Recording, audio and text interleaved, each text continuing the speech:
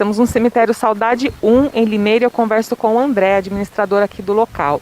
André, quais são os túmulos mais procurados para visitas nessa época de finados? Os túmulos que a gente tem mais procura aqui são o túmulo do Dr. Veloso e o túmulo do Silvinho, que foi uma criança que foi sepultada muitos anos atrás. Certo. E fora essa época, as pessoas vêm para visitar também? Ou é mais nessa época, claro que as pessoas que vêm visitar seus entes, né, e também tirando esse contexto da pandemia, as pessoas normalmente vêm para procurar essas pessoas célebres? Não, é bem raro quando eles procuram, né, fora dessas datas específicas. A gente acaba tendo mais visitas dos familiares mesmo e algumas visitas que vêm periódicas, né? Tem também algumas pessoas que vêm habitualmente no cemitério, né, todos os dias para fazer uma volta pelos túmulos dos seus entes queridos e acaba voltando, mas é já um número mais específico. Certo. E mostra pra gente onde que fica o túmulo do Silvinho. Aqui tem uma ala específica das crianças? Tem, a gente tem as quadras menores, né? A gente chama ainda às vezes de quadra dos anjinhos, né? Que foi criado na época em que teve a febre amarela na nossa cidade, em que muitos túmulos até às vezes coincidem as datas de serem as mesmas, né? Todos no mesmo ano tem os sepultamentos. Você lembra a época que foi foi mais volumoso essa situação? Olha, foi perto de 1950, 1940, essa época mais ou menos que a gente vê bastante túmulo de crianças nessa condição. E assim, tem alguma formatação específica aqui ou não? As quadras são divididas conforme as famílias foram adquirindo os jazigos? O Cemitério Saudades 1 não. Ele primeiro teve a separação da confraria da Igreja Boa Morte, depois o cemitério ele foi se expandindo conforme a necessidade. Então hoje a gente não tem um equilíbrio, né? Às vezes a gente tem uma quadra menor que é das crianças de um lado, depois lá mais para frente a gente tem mais um pedaço dessa quadra. Então na verdade ele foi aumentando conforme a necessidade do município na época. Certo. Existe alguma obrigatoriedade em relação à manutenção dos túmulos? Em geral, as famílias conservam bem, a gente sabe que tem alguns que acabam ficando um pouco mais abandonados. Mas como que é essa dinâmica da manutenção? Existe sim uma obrigatoriedade, né? A nossa lei desde 1984, quanto atualizada agora o decreto 20 de 2020, determina que os proprietários façam uma zeladoria pelo menos a cada 6 meses no jazigo para que continue, para que afaste a condição de... Para que ele não fique destruído, se desintegrando? A condição de abandono, na verdade. São vários requisitos que determinam a condição de abandono e uma delas é a questão da zeladoria do túmulo. Alguns contratam zeladores que trabalham, são prestatores autônomos, que fazem zeladorias mensais, em datas específicas, né? E às vezes os próprios proprietários podem vir fazer essa manutenção. Certo. E assim, tem um número de pessoas que estão enterradas, um número médio ou aproximado, no 1 e no 2? Olha, no Saudades 1, a gente não consegue estipular mais ou menos, mas a gente calcula um pouco mais de 20 mil pessoas sepultadas, né? No Saudades 1 a gente tem menos, a gente tem numa base de umas 10 mil pessoas sepultadas, Saudades 2, né? Lembrando que no Saudade 1 é só das famílias que tem um jazigo, né? Porque questão de espaço acho que não tem mais, né? No espaço nós não temos mais para construção no Saudades 1, a não ser uma ala da confraria da Igreja Boa Morte, que, né, às vezes pode estudar uma possibilidade de ser feita uma construção de jazigos novos. E assim, a sepultura mais antiga, ou as mais antigas, datam de quando? Olha, essa semana nós procuramos um jazigo de 1840. Dessas datas, o cemitério ele não era estabelecido aqui nessa localidade, né? Mas a gente tem a quadra A, onde a gente encontra muitos jazigos até um pouco mais antigos que isso, né? Que vieram para cá como forma memorial. Não que a família que foi realmente sepultada aqui. Normalmente são esses que são maiores, como se fosse uma torrezinha, né? Os mausoléus, na verdade, eles eram as construções antigas, né? São as capelas que era concedida às famílias, o terreno e a construção de capelas. E muitas dessas capelas, já que a gente tem no cemitério, são tombadas, então muitas delas já não fazem mais sepultamento e a família também não pode utilizar o jazigo pela questão da preservação histórica. Interessante, então elas são tombadas, algumas delas, no caso, que seriam essas mais antigas e as que estão conservadas, né, pelo que a gente está vendo aqui também, né? Sim, é isso mesmo. Além delas serem tombadas, elas ainda são conservadas, né, pelos familiares. Alguns procuram até o cemitério na tentativa de regularização, só que como é de antepassados muito antigos, eles acabam nem tentando mais fazer regularização, mas pedem a liberação para poder fazer a manutenção, né? Fazer uma limpeza, reconstruir alguma grade que se soltou, né? A limpeza, lavar mesmo o jazigo. Certo. E são muitas pessoas que vêm fazer a manutenção? Tem pessoas que trabalham só com isso, só da limpeza de túmulos e jazigos? Sim, nós temos os zeladores que trabalham aqui de forma autônoma, já na base de uns 20 anos mais ou menos aqui, fazendo só serviços nessa condição. Eles fazem essa zeladoria sendo contratados pelas famílias, então a gente tem na base aqui mais ou menos de uns 80 zeladores, né, que nós chamamos de zeladores, que fazem esse serviço de limpeza. Os proprietários mesmo, eles acabam vindo naquela condição que a gente tinha comentado, né? A cada umas 2 ou 3 vezes no ano. Dificilmente a gente tem algum proprietário que venha mensalmente ou semanalmente aqui fazer limpeza. Tá, nós estamos aqui então diante do túmulo do Silvinho, que está pintado, já tem algumas flores, muitas chupetas, né? Flores artificiais. Qual que é a história do Silvinho?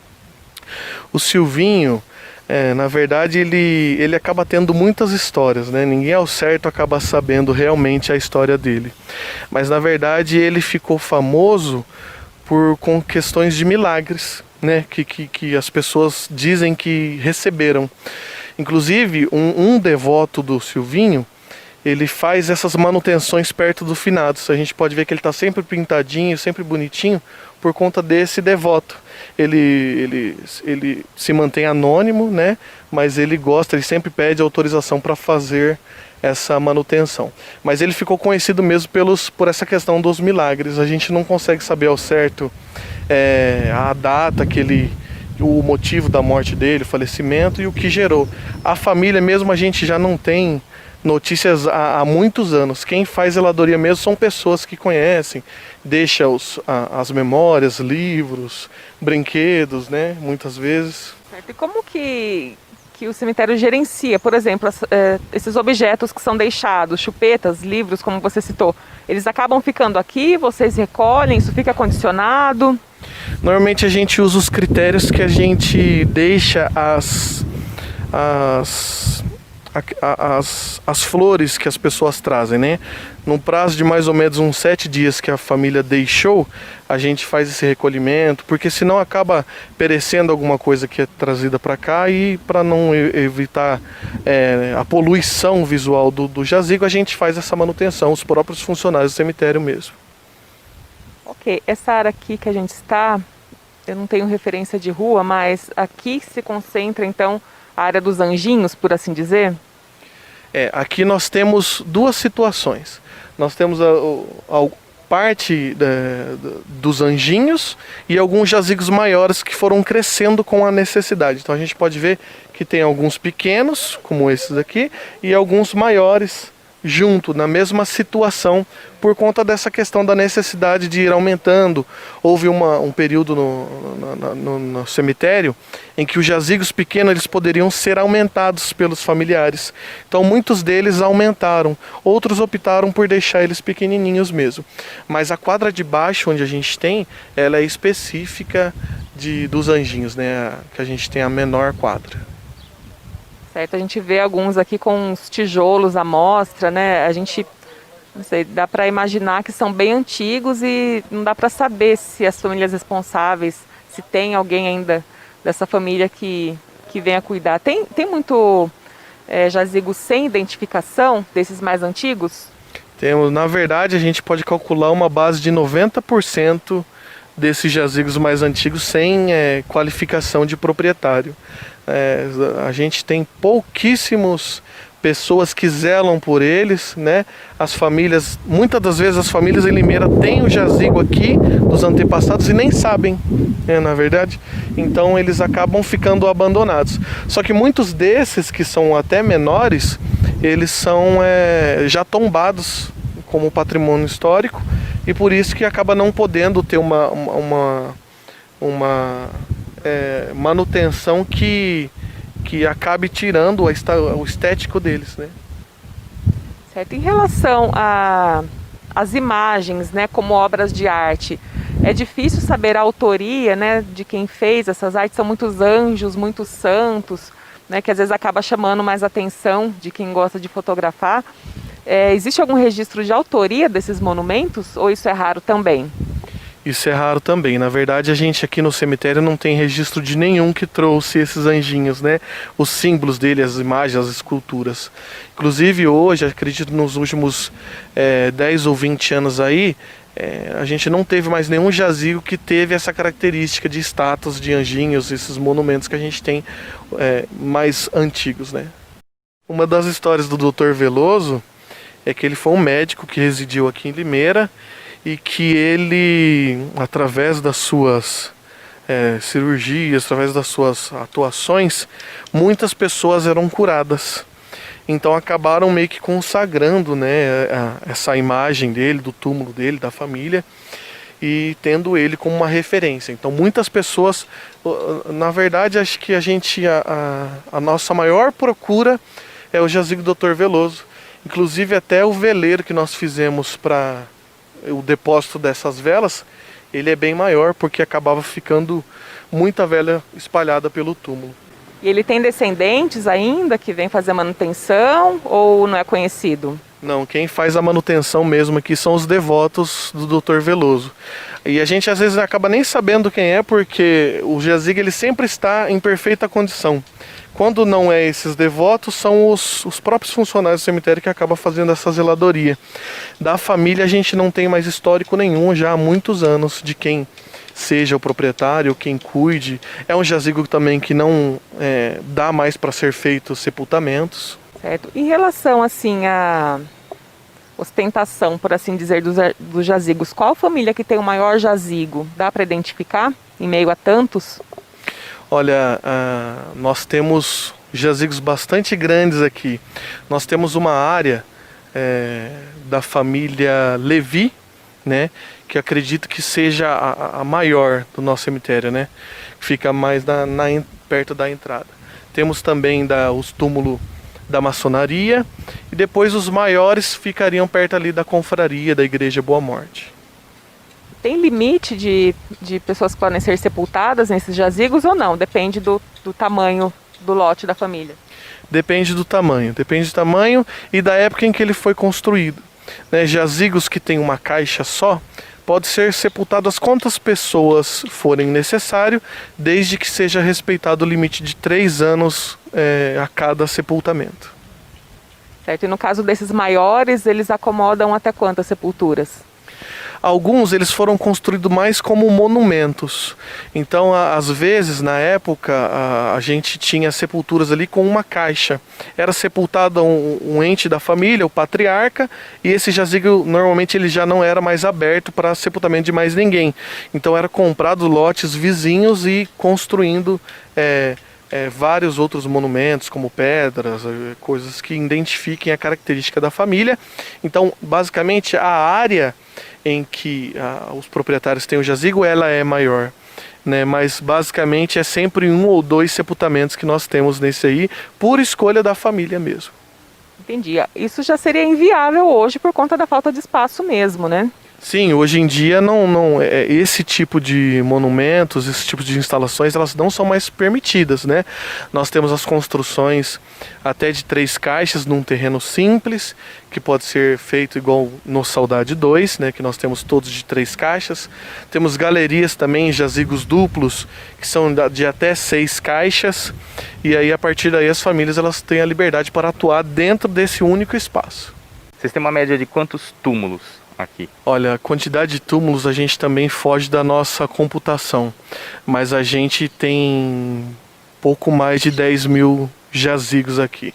Em estado de abandono, nós temos uma média de 3 a 4 mil túmulos abandonados. E a prefeitura começou um processo aí há alguns anos, alguns meses, para tentar achar os responsáveis por alguns e até, no caso, acho que seria do Saudades 2. E se não achasse nenhum responsável, até poder comercializar novamente esses jazigos. Isso tem dado resultado? Tem conseguido encontrar essas pessoas? Tem, mas acabou a procura sendo menor, né, na verdade. A gente esperava uma quantidade de busca um pouco mais considerável, então a gente tem de todas essas sepulturas em estado de abandono, nós temos hoje em andamento cerca de 200 processos de regularização apenas. E a prefeitura pode, por exemplo, desapropriar essas sepulturas se não achar ninguém em determinado prazo? Pode sim, desde o nosso decreto de 84, quanto atualizado em 2020, determina que o estado de abandono efetivado, desde que ele cumpra todos os requisitos, né, as famílias elas podem serem desapropriadas do túmulo. Só que para essa desapropriação é necessário uma série de cuidados, né, porque a prefeitura ela precisa emitir um ato. E para ela emitir esse ato, ela precisa estar resguardada de que há efetivo abandono da sepultura. E nesse caso, os restos mortais, eles vão para onde? Os restos mortais são encaminhados diretamente aos ossuários, né? Nós temos os ossuários públicos no cemitério Parque e temos também uma projeção de ser feito da Igreja Boa Morte, os ossuários que estão em processamento, né? Agora, muitos desses jazigos abandonados são jazigos muito antigos, então restos mortais basicamente já não existem, porque muitos dos que estão em abandono estão jazigos que são na terra. E antigamente, há cerca de 20 anos atrás, mais ou menos, os sepultamentos era feito a 7 palmos, então era muito fundo o sepultamento. O sepultamento na terra acabará consumindo todos os restos mortais da família e acaba de 20, 30, 40 anos para cá a gente não ter mais nada no jazigo. Nem ossos? Nem ossos. Acaba deteriorando tudo. E hoje qual que é essa distância? Se não é mais 7 palmos, tem assim, especificações para fazer esse sepultamento? Nós temos sim a nossa abertura. A partir de uns 15 anos mais ou menos para cá, as sepulturas tinham a obrigatoriedade de serem lacradas e vedadas. Então, essa distância, se a gente for contar, dá basicamente 2 palmos, né, de um jazigo da tampa principal até a laje que faz esse lacre, é uma coisa de 2 palmos, né? Mas ela tem todo esse cuidado de vedação por cimento, então é uma coisa que é feita com bastante cautela. Toda a questão sanitária, a legislação mudou muito, né, dessa época mais antiga até hoje, né? Sim, mudou bastante justamente para preservar a questão da contaminação no solo, que por isso é obrigatoriedade hoje de serem feitas as caixas. Hoje a gente não faz mais sepultamentos na terra, é necessário que a família construa as caixas, né? Por isso que a gente notifica para que elas cuidem dessa questão do abandono, para que numa eventual necessidade eles não procurem o cemitério apenas para o sepultamento, mas para que uma zeladoria anual, mensal, que eles possam estar fazendo. Em relação a este ano, o feriado de finados, né, por conta da pandemia, o que muda na dinâmica das visitações? O fato da pandemia em si, ela já diminui, aí a gente calcula uma queda de 50% das visitas. Isso por si só já facilita a nossa dinâmica com relação ao espaçamento. A gente presume aí cerca de 5 mil visitas mais ou menos, e calcula também dessas 5 mil visitas considerando já a sexta, o sábado, o domingo e a segunda-feira em si, né? Não só na segunda-feira essa visita. Um distanciamento aí de uns 9 metros quadrados por pessoa, mais ou menos. E vai ser necessária a obrigação do uso de máscaras, né? Dentro da porta do cemitério a gente vai deixar uma mesa disponível com álcool em gel para que as pessoas passem antes de entrar e com os informativos necessários para se manter o distanciamento social. E qual que vai ser o horário de funcionamento dos cemitérios? Nós vamos manter o mesmo horário que é habitual nosso, que é das 7 horas da manhã às 5h30 da tarde. Certo. E o pessoal já tem adiantado essas visitas, né? Nós estamos ainda no meio da semana, isso já é perceptível ou ainda não? É perceptível sim. Inclusive, no último mês, né, o número de visitas aos sábados, domingo, tem aumentado bastante, né, nessa progressão. Acredito que de uma forma mais atípica do que o ano passado, que as pessoas deixavam mais para o feriado, mas como tem essa questão do distanciamento, tudo, as pessoas em si elas ficam um pouco mais resguardadas e procuram fazer essa visita um pouco mais antecipada para não acabar tendo essa aglomeração aí no momento da celebração do dia mesmo, né? Lembrando que a prefeitura vai fazer uma fiscalização em relação a isso este ano, né? Isso mesmo, a prefeitura ela já tem foi uma reunião estabelecida, né, para fazer a fiscalização desses procedimentos, né, a guarda municipal para orientação com relação aos usos de máscara, para que as pessoas não tirem, né, no meio assim que entrem no cemitério e continuem, né, se protegendo. Tudo isso visando aí a segurança dos próprios munícipes, né? Lembrando que também não haverá celebração de missas neste ano, né? As missas só nas paróquias mesmo, né? Isso mesmo. Até inclusive nós recebemos um comunicado da Igreja Boa Morte, em que a capela que é administrada por eles não será aberta. Nós vamos deixar um comunicado expresso, né, para que as famílias tenham uma justificativa, mas não será feitas as missas como é feito em todos os anos, que é de 1 em 1 hora. E uma curiosidade, a gente chegou aqui cheio de galinhas cacarejando e a gente andando também, muitas galinhas. Isso é o próprio cemitério que deixa, né? Porque elas acabam comendo aí alguns animais peçonhentos, ou são as famílias que trazem?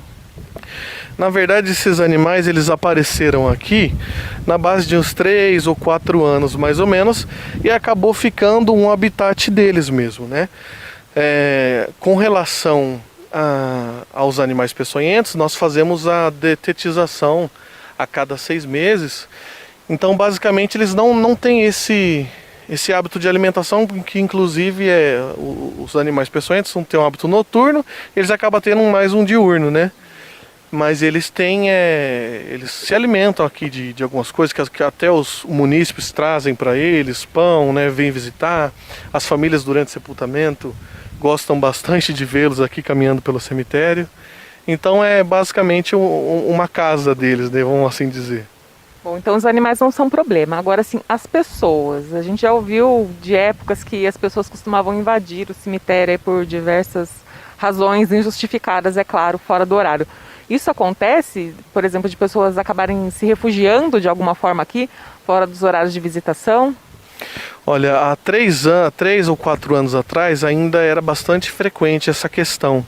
Hoje em dia não. Hoje em dia a gente não tem mais essa busca, essa necessidade da pessoa invadir o cemitério até na parte noturna.